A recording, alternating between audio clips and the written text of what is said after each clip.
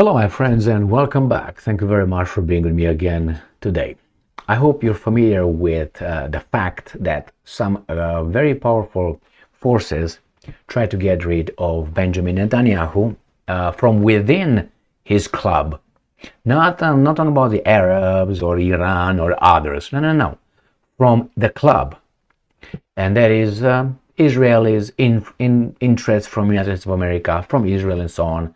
They've been trying to do this, not the civic society and all that, all those demonstrations, rallies that were daily in Jerusalem and in Israel in general, in Tel Aviv.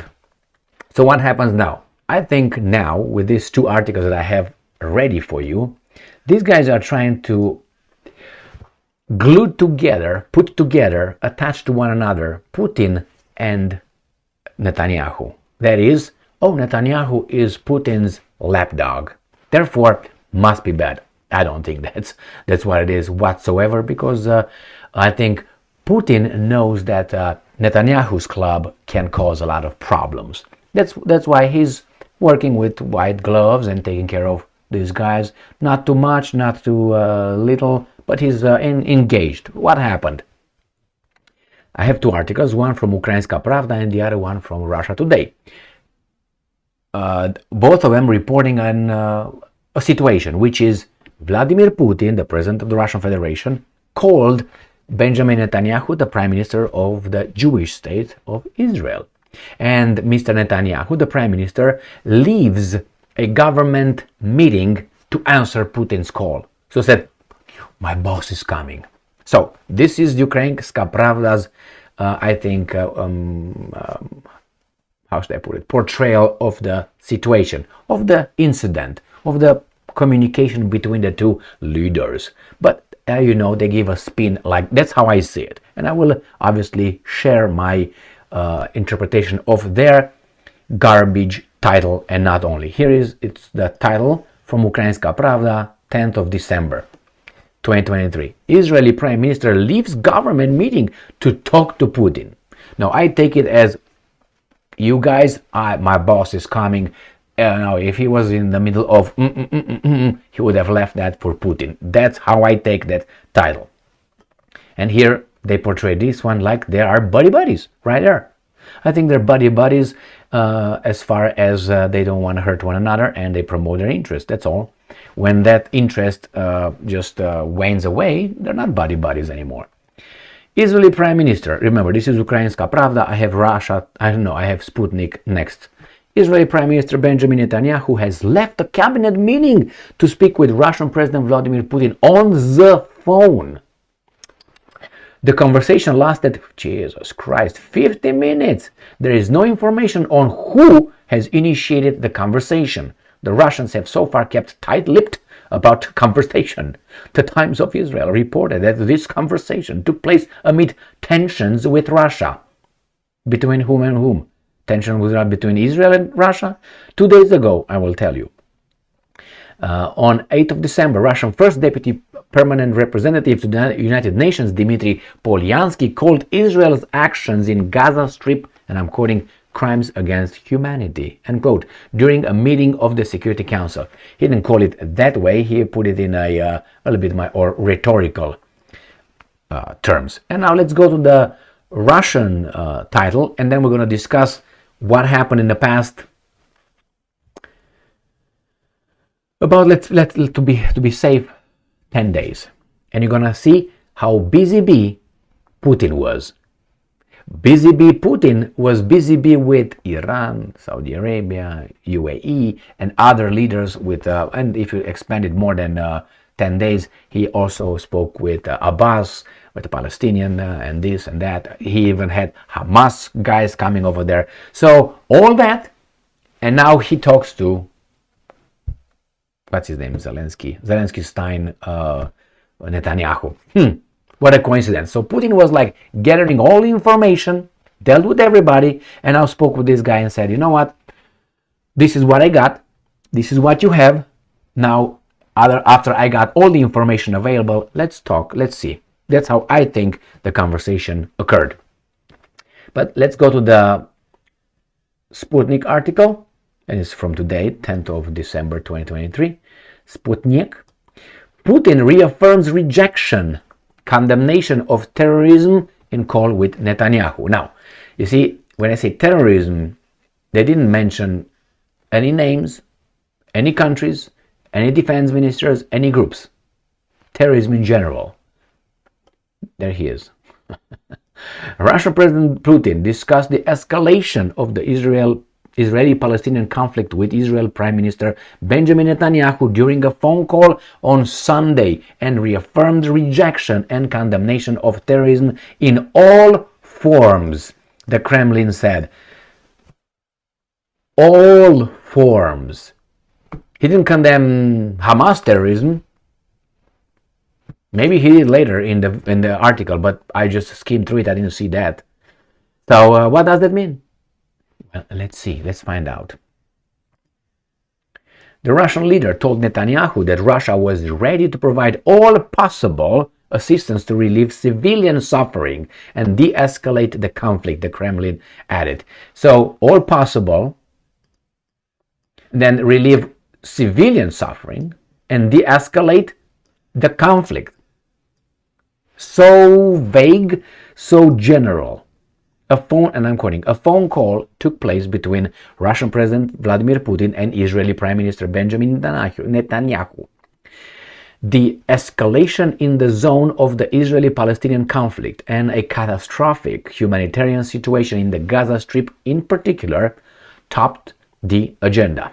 Vladimir Putin reaffirmed the principal position of rejection and condemnation of terrorism in all its forms, the statement read. It doesn't necessarily mean that that's exactly what he spoke about. Putin and Netanyahu also expressed interest in further cooperation to facilitate the de-evacuation of Russian citizens from the conflict area and release Israeli-held hostage in Gaza Strip, the statement read. Voila, mon ami, this is what's going on. See, an observation based on historical events. What I noticed at the Russians, and what compared, let's say, with Al Capone, or what these guys are doing here. When something happened and Al Capone wants to be involved or is involved, but we don't know it yet that we're part of the involvement, they immediately come out and release a statement, and they point out, you're bad, you're good, without gathering the information that we think that you should do. So before you go in a house, don't arrest someone just because she said he did that, or vice versa. You separate them and you discuss separately. You make a decision and say, okay, what's the safety plan here? What should be great to do? What's the procedure? First, I don't know what's going on yet. He said, she said, safety will be this, and you apply that. You don't necessarily, you just separate them and then let the judge, let the court determine, the judge with the attorneys, prosecutors and defense attorneys, right? Correct. Prosecutors and attorneys. So this is what you do. No, Americans in general, these guys in charge, or the mass media, immediately place blame, because when you do that, it's harder later to counter that by other people. Like this guy, I call elections, Texas for Trump. And everybody's like, they called it first. The guy who shows up second would be the spoiler. Oh my God. That's why they call it first. The same here. The Americans, as I said, these guys in charge, they come and say, hey, this is, and they make all kind of statements without knowing more facts or enough facts. But they do it nevertheless. I saw this here when a crime occurs, or a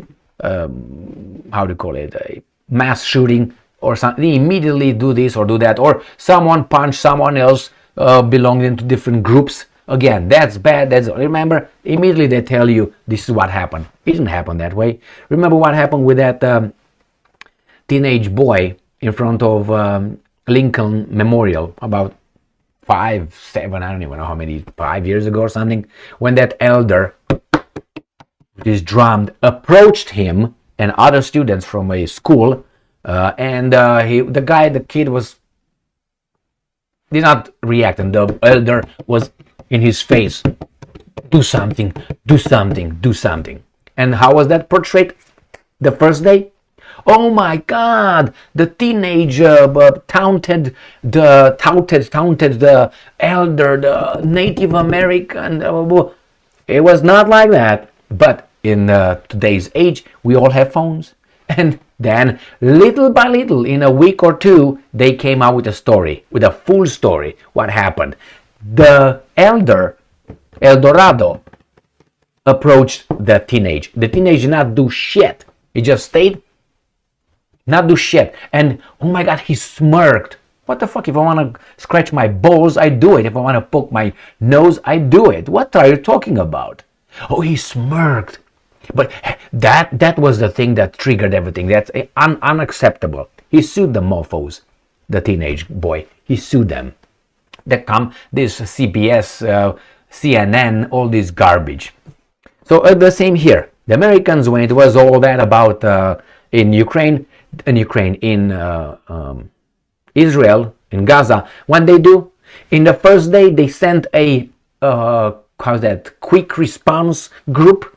Military. They send the military. Oh, you know what? Let's stop everybody because we just want to pretend. No, that was sent to stop the Arab countries or Iran or maybe Turkey or others, Egypt, from invading. Or that was the whole purpose. They say, well, safety first. And that was just an example. And then immediately they condemned. They condemned. Which, that's their thing. But they immediately said who's who, what's what. The Russians, on the other hand, yes, they condemned the attack. And then they said, hold on, let's get an information. Let's speak with everybody else. The Americans did it slowly and all that, but they started condemning and stay there, I'm going to do this, stay there, I'm going to do this. They were hands-on, right? Hands-on. And Putin now, after he discussed the issues with all these guys, had a conversation with Netanyahu and said, well, Netanyahu, you had more than 2 months already, right? 2 months and 3 days or so. You had more than 2 months. You did whatever you wanted. These guys let you, and they keep everybody over there at bay, but it's a growing anger over there. And maybe you should do something else. And probably Netanyahu said, okay, as after I fled and everything over there, then we're going to do whatever we want. I don't know what happened over there, but I suspect that's how the conversation went. Nothing was solved. Netanyahu keeps doing what he's doing. Putin probably just let him know this is where these guys are standing. I suggest you maybe look into that. And that's about it. I don't think it went further than that. I don't think Putin said what leverage Putin has over Netanyahu. Nothing. What Netanyahu has over Putin, well, as I said, can create a lot of problems, not only in Ukraine, in general. Why? Because Netanyahu is a victim. He has no power, we are told. Thank you very much for being with me again today. Stay strong, stay smart, look for the truth, and be just.